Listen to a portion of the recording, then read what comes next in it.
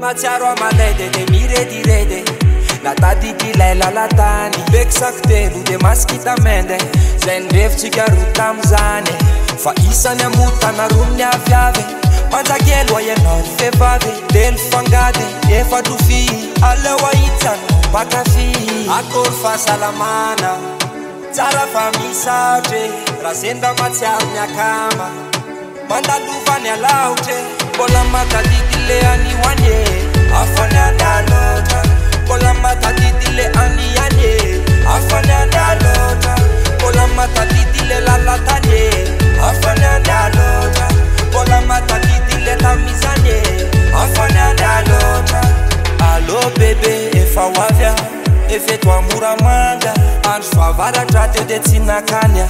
fa matahoatra vandra fa na izany trikitrike de tsy maintsy tongavako anawe matsiroatrano be sisike ilay fitiavako anawe akory fahasalamana tsara fa misaotre raha zendra matsiaro miakama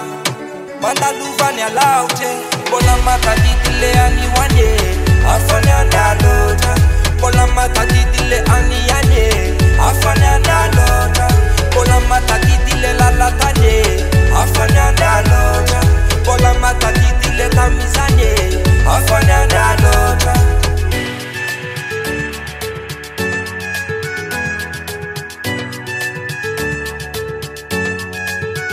matsiaro amalede de miredirede tafaverina amilay lalatany beksak telo de maskita mende